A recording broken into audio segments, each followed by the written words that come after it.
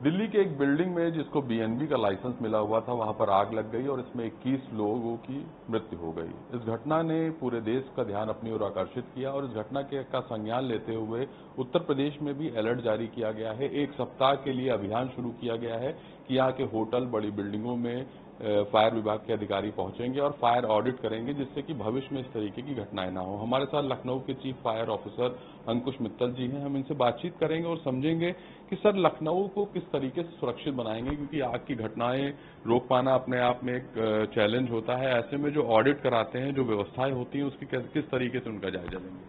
पहले तो मैं आपको बताना चाहूँगा कि कल की जो दुर्घटना हुई वो बहुत ही दुखद थी, जिसमें करीब 21 लोगों की मृत्यु हो गई। उसके उपरांत उच्च अधिकारियों द्वारा, पुलिस महानिदेशक फायर सर्विस उत्तर प्रदेश द्वारा, पुलिस महानिदेशक, अपर पुलिस महानिदेशक द्वारा और जिले के अधिकारियों द्वारा निर्देश दिए गए कि टीमें बनाकर, अलग अलग जोन में टीमें बनाकर फायर की ऑडिट कराई जाए। तो कल हमारे द्वारा करीब 35 होटलों को और रेस्टोरेंटों को चेक किया गया था। यहाँ पर लखनऊ में कुल 9 फायर स्टेशन हैं।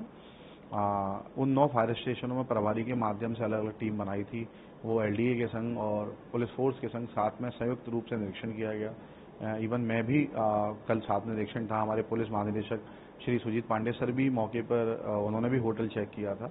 हम होटल चेक करने के दौरान मेनली ये देखते हैं कि निकास मार्ग बाधित तो नहीं है, सीढ़ियाँ पर्याप्त हैं कि नहीं है, फायर फाइटिंग के उपकरण पर्याप्त हैं कि नहीं है और किसी भी प्रकार का कोई अवरोध मुक्त तो नहीं है।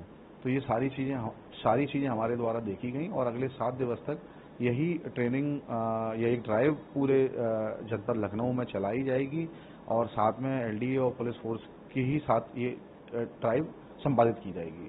सर मुझे याद आ रहा है 2022 में राजधानी लखनऊ में एक बड़ी घटना हुई थी। यहीं हजरतगंज में एक होटल था जिसमें आग लगाई और उसमें 4 लोग खत्म हो गए थे। उसके बाद भी बड़े पैमाने पर यह अभियान शुरू किया गया था। एक सवाल ये उठता है कि आखिर जब इस तरह की घटनाएं हो जाती हैं उसके बाद ही ऑडिट क्यों शुरू होता है? क्या सामान्य दिनों में आप लोगों के पास ये अधिकार नहीं है कि आप लोग इसको जांचें और परखें? नहीं, ये मैं आपको बताना चाहूँगा कि हम लोग रैंडमली भी चेकिंग करते हैं और हेडक्वार्टर के माध्यम से जो स्कीम चलती है उसमें भी हम लोग चेक करते हैं।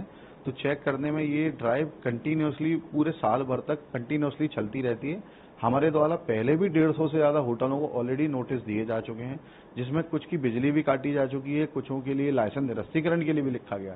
तो ये एक सतत प्रक्रिया है जो चलती ही रहती है। सरकार ने ऑलरेडी पहले से ही एक ऑनलाइन पोर्टल बना दिया गया है जो फेसलेस है। आप सिस्टम पे जाके ऑलरेडी अपने घर से या साइबर कैफे से जहां से भी आपको उचित लगे आप एनओसी अप्लाई कर दें।